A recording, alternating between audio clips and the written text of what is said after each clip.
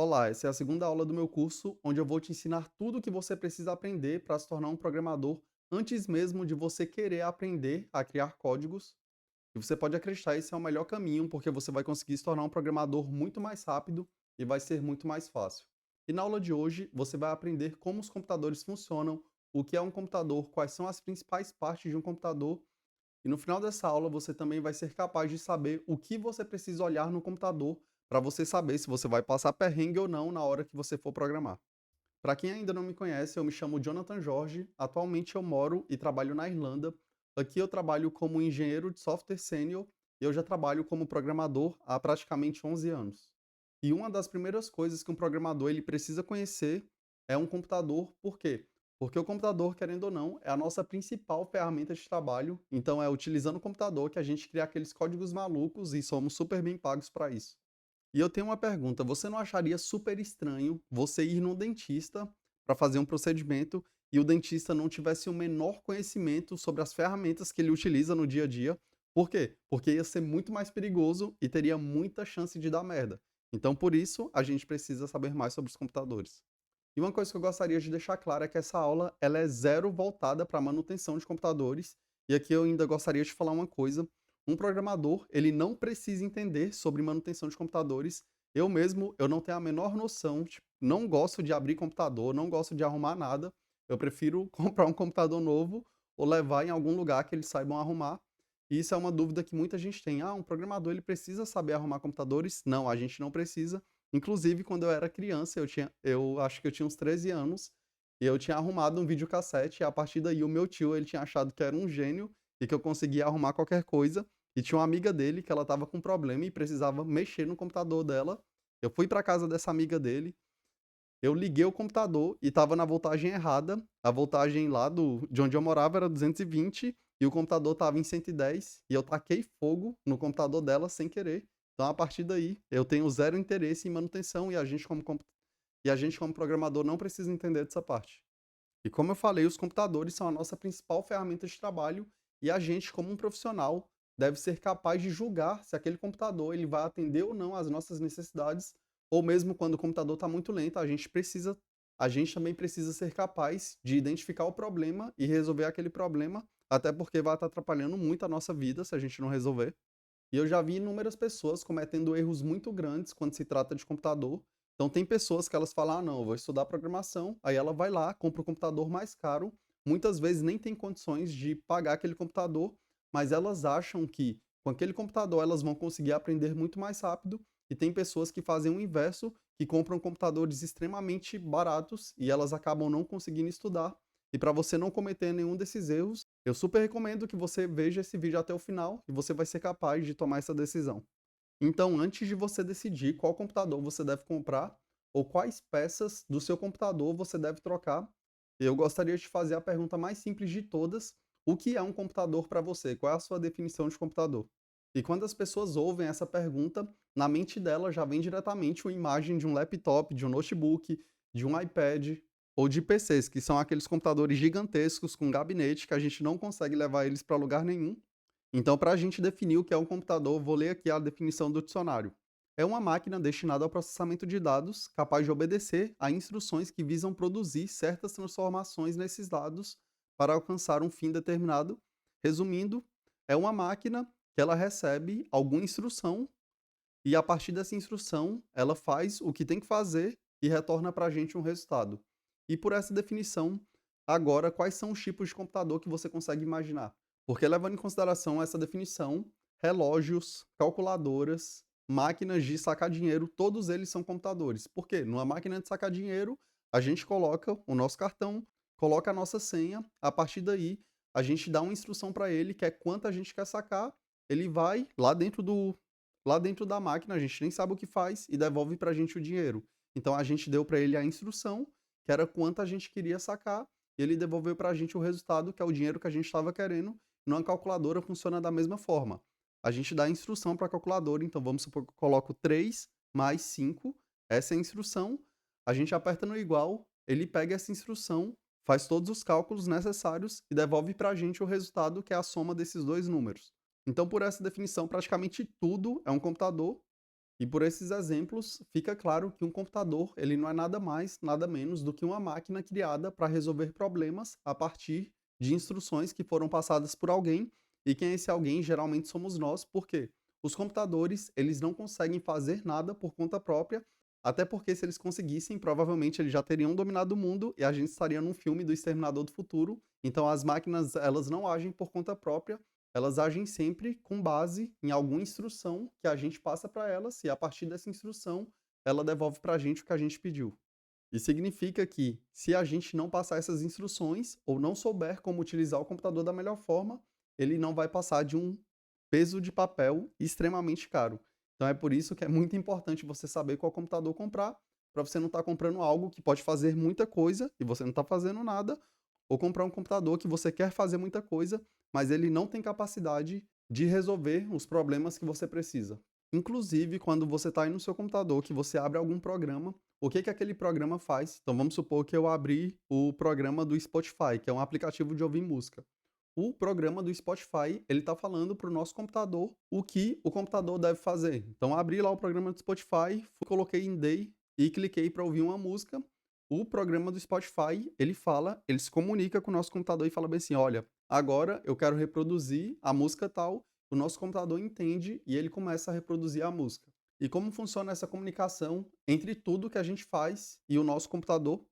Sempre que nós damos uma instrução para o nosso computador, seja para ele abrir um arquivo, seja para a gente escutar uma música, nós estamos nos comunicando indiretamente com uma parte extremamente importante chamada CPU, que em inglês significa Central Processing Unit, que basicamente é o cérebro do nosso computador. Então, como nós temos cérebros, os computadores também têm, e por ser o cérebro, é lá que ele recebe todas essas instruções que a gente fala para ele, processa essas instruções e executa uma ação, que é o resultado.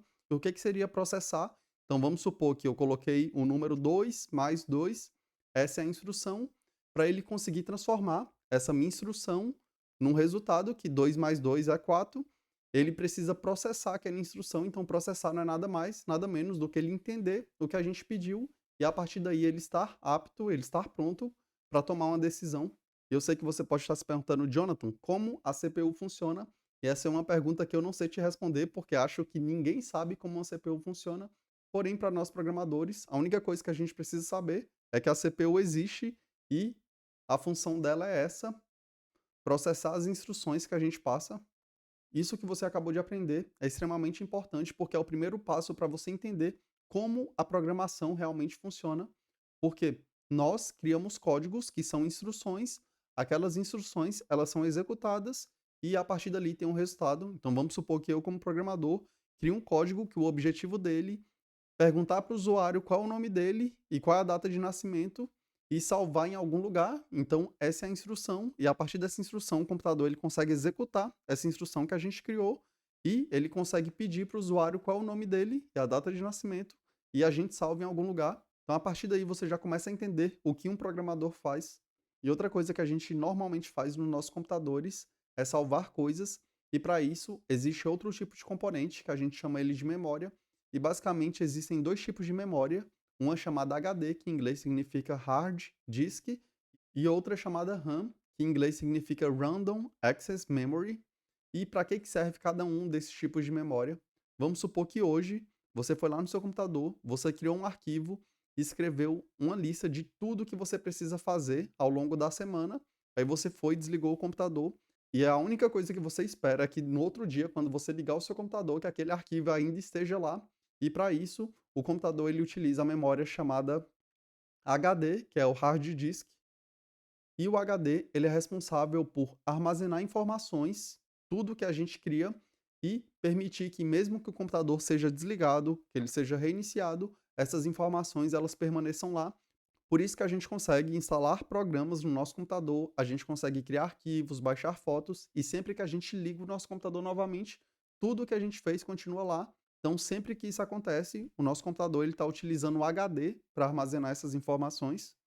Porém, tem um ponto negativo do HD, é que ele é um pouco lento, então para o computador conseguir ir lá e acessar aquela informação, acaba levando mais tempo, e para isso existe o outro tipo de memória no nosso computador, que é chamado de RAM, e essa memória ela é uma memória de acesso rápido, então tudo que a gente precisa acessar mais rapidamente, o computador ele armazena na RAM, mas a gente nem precisa saber, porque o computador ele já sabe, ah, não, esse tipo de informação vai para HD, esse tipo de informação vai para a memória RAM. E eu vou te dar um exemplo de onde a memória RAM é utilizada. Aí você está aí no seu computador, você abriu o seu navegador, vamos supor que você utiliza o Google Chrome, você foi lá no Facebook e logo de cara, quando você abre o Facebook, tem várias coisas que ele começa a mostrar. Tem imagem das pessoas, tem vídeo, tem texto. Tudo isso, o nosso computador, ele armazena na memória RAM. Por quê? Porque a gente precisa disso somente agora. E todas essas informações, elas são baixadas para o seu computador, por isso que você está vendo, mas ao invés de serem armazenadas no HD, elas estão sendo armazenadas na memória RAM, até porque você não precisa que aquelas informações continuem no seu computador para sempre. E eu acredito que já aconteceu alguma vez com você, de você estar aí utilizando o seu navegador e abrir centenas de abas, dezenas de abas, e o seu computador ele começar a ficar super lento e travando. Isso aconteceu por quê? Porque todas essas informações estão sendo armazenadas na memória RAM, e uma vez que essa memória RAM ela está ficando cheia, ou seja, não tem mais espaço para armazenar informações, todo o processamento do seu computador ele começa a ficar mais lento, porque como eu falei, essa é a memória rápida, mas se ela está cheia, é como se fosse um balde, aí você vai colocando lá a informação, na hora que chega, ao invés de transbordar, o que que ele faz? Ele fala, olha, a gente não tem mais espaço para armazenar coisas para serem acessadas rápidas, aí a partir daí o seu computador começa a travar. E a RAM ela não serve somente para o navegador. O navegador ele é um programa que a gente tem no nosso computador, então a RAM ela basicamente serve para todos os programas que você tem. Então vamos supor que você está aí e você tem o Word instalado no seu computador. Uma vez que você executa o programa do Word, que você abre ele, o que que o computador faz? Ele pega aquele programa e coloca na memória RAM, porque dessa forma vai ser muito mais rápido, porque se o seu computador tivesse que ir para o HD o tempo todo para pegar aquele programa, ficaria muito lento. Então tudo que a gente precisa acessar rapidamente, o computador ele já armazena automaticamente na memória RAM. E o que acontece é que muitas vezes que o computador das pessoas estão lentos, o que pode estar acontecendo é isso, elas têm pouca memória RAM, e uma vez que você abre alguns programas, já começa a ficar lento, ou elas têm uma CPU, que é o cérebro do computador, que ele não é muito rápido. Por quê? Porque esse é um cérebro. Inclusive, a gente fala para pessoas: ah, não, essa pessoa aí é meio lenta. Tipo, que o pensamento da pessoa é meio lento, que ela não pensa muito rápido. Então, essas são as duas principais coisas que podem acontecer. Então, resumindo o que a gente aprendeu, computadores são máquinas que recebem instruções, e geralmente essas instruções são de nós. Ela pega ela pega essas instruções, processa as instruções que recebeu e devolve para a gente um resultado. E eu não sei se você percebeu, mas esse é o primeiro passo para você entender o que um programador faz e como a programação funciona. E um programador ele faz praticamente a mesma coisa. Então vamos supor que eu preciso criar um aplicativo para a pessoa conseguir pedir comida da casa dela. Então eu vou lá, eu crio um código para o celular, então fui lá, criei o aplicativo, e o que que esse aplicativo vai fazer? Tem várias instruções, e eu falo bem assim para o celular: olha, nessa primeira parte, o que você deve fazer aqui é pedir para a pessoa qual o número dela e qual o endereço dela. Então essa foi a instrução, o celular foi lá, processou e mostrou para a pessoa. Aí mostrou lá um campo pedindo o endereço e outro campo pedindo o telefone.